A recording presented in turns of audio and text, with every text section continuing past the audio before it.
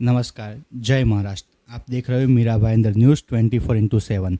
अभी हम लोग हैं राजू भाई विश्वकर्मा के साथ, जो फाइट फॉर राइट के एनजीओ भी है और अपने मीरा भाईंदर में बहुत सारा अच्छा कार्य कर रहे हैं। अभी हम लोग शुरुआत कर रहे हैं उनसे कोरोना क्वेश्चन से। कोरोना में जब उन्होंने कहीं से भी ग्रांट नहीं आया था, तब उन्होंने पहला सब कुछ चालू किया था, सबको खाना देना, क्वारंटाइन करवाना, ये सब किया था राजू भाई ने। तो हम लोग एक बार राजू भाई से भी पूछते हैं कि इसके लिए आपने कैसे और किस तरह से आपने स्टार्ट किया। मैं तो पहला मीरा भाईंदर न्यूज़ 24/7 को धन्यवाद मानूंगा जो उन्होंने अपना समय दिया और मुझसे कुछ जानकारी ली।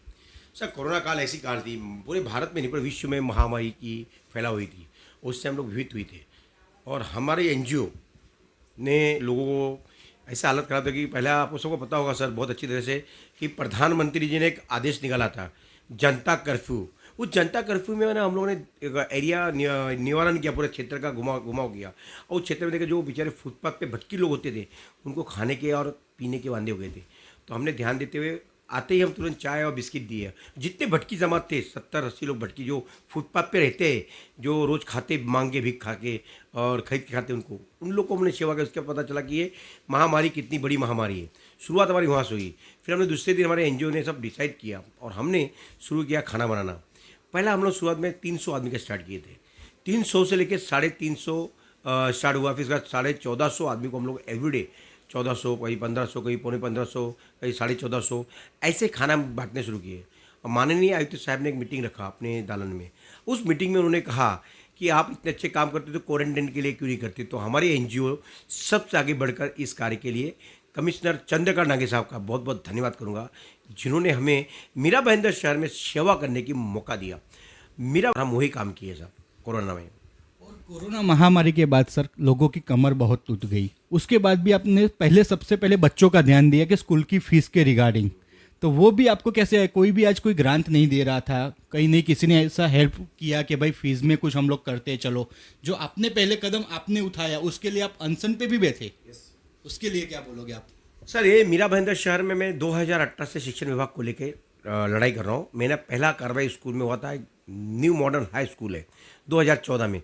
उसमें पालक का बिना अनुमति से उन्होंने फीस बढ़ाया था। वो पालक मेरे पास आए थे और मुझे भी मालूम नहीं, मैं भी नया नया था उस टाइम इस एजुकेशन डिपार्टमेंट को लेकर। लेकिन उस एजुकेशन में डेप्यूटी डायरेक्टर चन्नी रोड में बैठते हैं, उन्होंने हमारे भावना को मानते हुए और विश्वास में लेते हुए उन्होंने एक उस स्कूल पर कार्रवाई करने के आदेश पारित किए, ऑडिट की।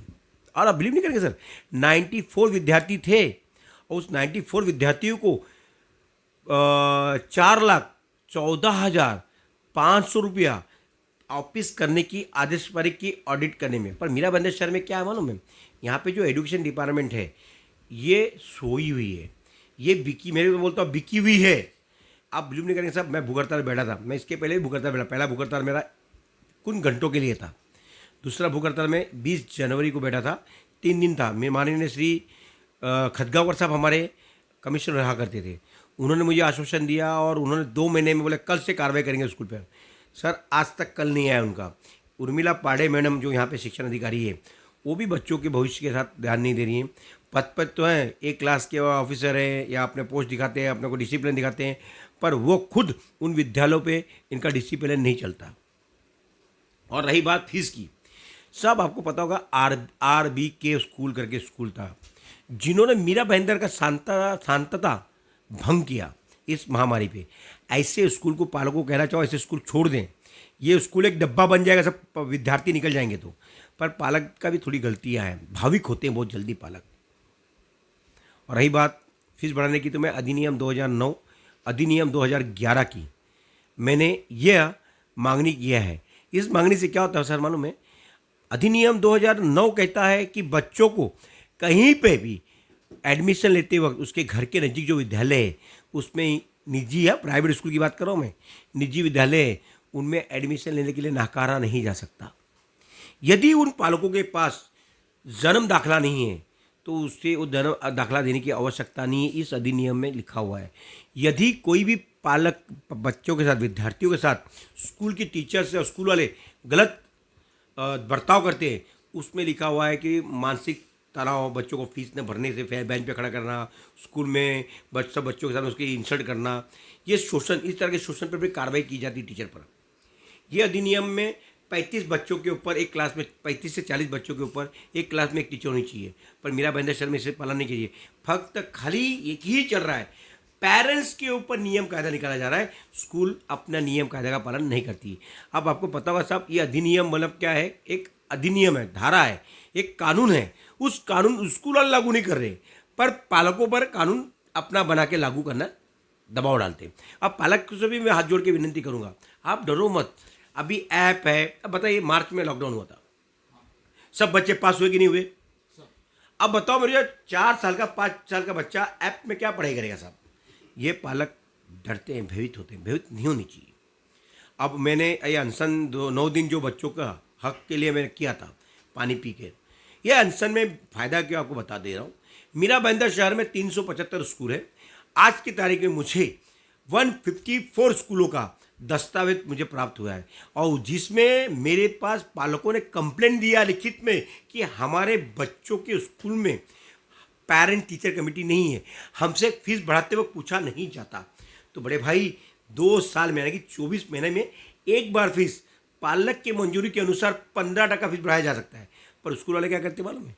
हर साल 10% फीस बढ़ाते हैं। उनकी उनकी उनकी उनकी उनकी नियम कायदा चलते हो, ये सब चीज़ें नहीं होनी चाहिए। तो ये सब बातें चल रही है सर, ये अधिनियमों का पालन करा रहा हूँ। और अधिनियम 2011 ये शुल्क के ऊपर है, शिक्षण शुल्क अधिनियम है। इसमें पेरेंट्स टीचर की एसोसिएशन बनाई जाती है। विश्वविद्यालय में जितने पेरेंट्स होते हैं ना, उनकी एसोसिएशन बना के उसमें कुछ पेरेंट्स को हम लोग लेते हैं और कमेटी बनाई जाती है, इसको पीटी पेरेंट टीचर कमेटी बनाई जाती है। क्या आपके बच्चे के स्कूल में है क्या?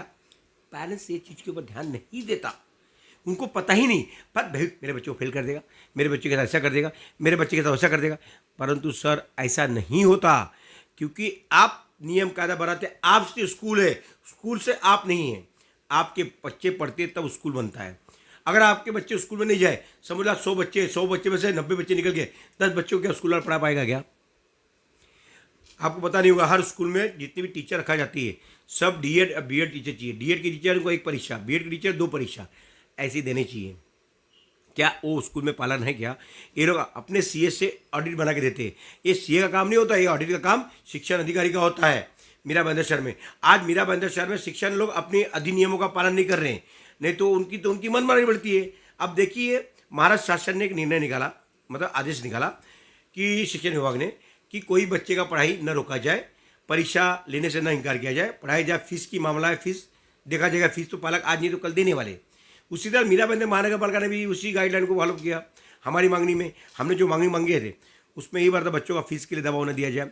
तो उन्होंने माननीय उपायुक्त वाघमारे साहब हैं, संभाजी वाघमारे, उन्होंने लिख के दिया कि बच्चों के पढ़ाई के लिए फीस के लिए उनकी पढ़ाई नहीं रोकी जाएगी, ना परीक्षा रोका जाएगा, ना पढ़ाई रोका जाएगा।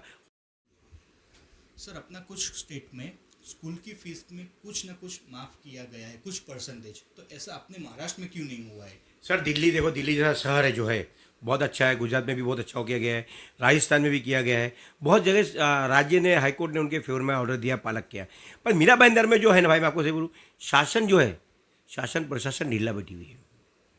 अब बताइए, कोर्ट ने ऑर्डर दिया है स्कूल में, ये स्कूल वाले वहाँ पे गए हाईकोर्ट में, उनको फीस की अधिनियम 2011 यानी कि शिक्षण शुल्क अधिनियम 2011 का नियम कायदा का पालन करने का आदेश भी किया है हाई कोर्ट ने। पर क्या वो पालन कर रहे क्या? वो सेक्शन 21 दिखा रहे हैं। सेक्शन 21 हमारा अधिकार है। सेक्शन 21 अधिकार कैसा होता है? कोई नया स्कूल खुलता है तो फीस निर्धारित करने वाला प्राइवेट स्कूल होता है। उसके बाद जब स्कूल चालू हो जाता है, फीस एक बार आपने रख दिया 1000, 2000, 5000, 10000, 12000 महीने का फीस आपने निर्धारित किया कि पूरा मेंटेनेंस के साथ, तो वही फीस निर्धारित होता है। फिर आपको हर 2 साल में या पालक पेरेंट टीचर कमेटी बनने के बाद उनकी अनुमति द्वारा ये अधिनियम के तहत फीस बढ़ाई जा सकती है। वो हाईकोर्ट ने भी किया, हाईकोर्ट ने भी ऑर्डर किया क्वार्टरली फीस दो, एक साथ में पूरा साल का फीस नहीं लेने की जरूरत हो सकता है। पालक से प्रेशर नहीं करना, ऐसा नहीं बोला है कि उनसे पैसा ले लो बोल के, और इस पर स्टेटस को पे स्टे है, तो क्या कर सकते हैं स्कूल वाले? क्या उनकी दादागिरी चलेगी क्या? मैं एक ही बोलना चाहता हूँ, इस महामारी में स्कूल वालों से फिर से विनती करता हूँ आपके चैनल के माध्यम से, पालकों और विद्यार्थियों से नम्रता प्यार मोहब्बत से बर्ताव करें और उनको सहकार करें कि बच्चे का आने वाले भविष्य, तुम्हारा स्कूल का बच्चा बड़ा ऑफिसर बन सकता है, कमिश्नर बन सकता है, आईपीएस बन सकता है, बड़े पोस्ट पे जा सकता है, जज बन सकता है, वकील बन सकता है, कोई अच्छे इंजीनियर बन सकता है, कोई भी बड़े पोस्ट पे जा सकता है। वो आपका बच्चा स्कूल का विद्यार्थी हो सकता है। तो आपको वो ध्यान में रखना चाहिए, पैसे पे ध्यान नहीं देना चाहिए। मेरा ऐसा कहना आपके चैनल के माध्यम से। Thank you sir. सही बोला?